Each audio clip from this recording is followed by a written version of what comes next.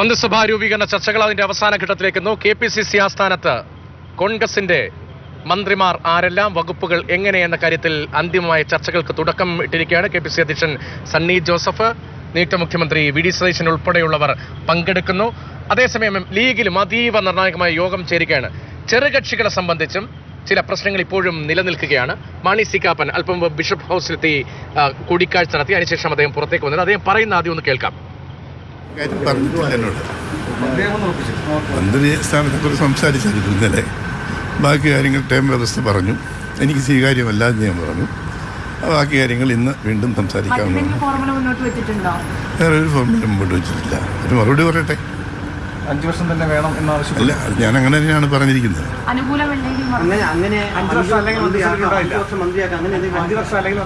അത് അന്നേരം ആലോചിച്ച് തീരുമാനിച്ചു. ഇപ്പൊ എങ്ങനെ മന്ത്രിയാകുന്നതിനെ കുറിച്ച് തീരുമാനമാവില്ല, പിന്നെയാണ് വകുപ്പിന്റെ കാര്യം. അതിപ്പോട്ട് നമ്മളിവിടെ പറയേണ്ട കാര്യമല്ലല്ലോ. പറയേണ്ട ആളുകളോടല്ലേ പറയേണ്ടത്. ഇവിടെ ഏതായാലും ഒരു മീറ്റിംഗ് കൂടെ ഉണ്ട്, അത് കഴിഞ്ഞാൽ ഫൈനലായിട്ട് തീരുമാനമാകുള്ളൂ. ഏതെങ്കിലും കോൺഗ്രസ് നേതാക്കളിൽ നിന്ന് 5 വർഷം പാതയിൽ വീണ്ടും വന്നാൽ UDF 5 വർഷം മന്ത്രിസ്ഥാനം നൽകാവുന്ന ഒരു വാഗ്ദാനം ഉണ്ടായിരുന്നു. VD സതീശൻ തന്നെ വന്ന് പ്രസംഗിച്ചല്ലേ പാലയിൽ. മാണി സി കാപ്പൻ അങ്ങോട്ട് പോകുന്ന വണ്ടിയിലായിരിക്കില്ല, കൊടിവെച്ച വണ്ടിയിലായിരിക്കും തിരിച്ചു വരുന്നത്. അങ്ങനെ VD സതീശൻ പ്രസംഗിച്ചു.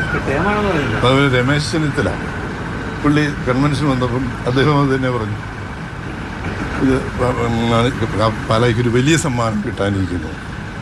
VD സതീശൻ വാക്ക് പാലിക്കണം. അങ്ങനെ അവർ രണ്ടാളും ഇത് പറഞ്ഞതാണ്. അതറിഞ്ഞിട്ടല്ലേ പറയാനുള്ളൂ.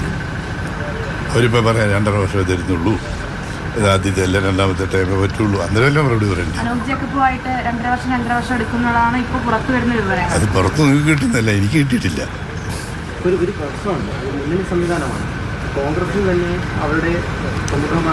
ഇത് ടീം UDF എന്നല്ലേ പറഞ്ഞത്. ആ ടീമിൽ എല്ലാവരും ഇല്ലേ? ഞാൻ ഒരു ഇന്റർനാഷണൽ വോളിബോൾ പ്ലെയർ ആയിരുന്നു. 6 പേര് കളിക്കുന്ന ടീമിൽ ഒരാളെ മാറ്റി എടുത്തിട്ട് കളിക്കാൻ പറ്റുമോ? 6 പേരുള്ള ടീമിൽ 6 പേരുണ്ട്.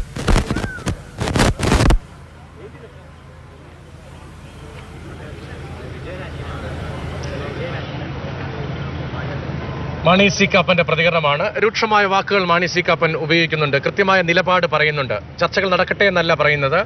പാലയ്ക്ക് വലിയൊരു സമ്മാനം നൽകും, സമ്മാനം ഉറപ്പാണ് എന്നാണ് മന്ത്രിസഭ വന്നാൽ എന്ന് പറഞ്ഞിരുന്നു രമേശ് ചെന്നിത്തലയും VD സതീശനും. വാക്ക് പാലിക്കണം എന്ന് പറയുന്നു. ടേം വ്യവസ്ഥയെക്കുറിച്ചാണ് പറഞ്ഞിരിക്കുന്നത്.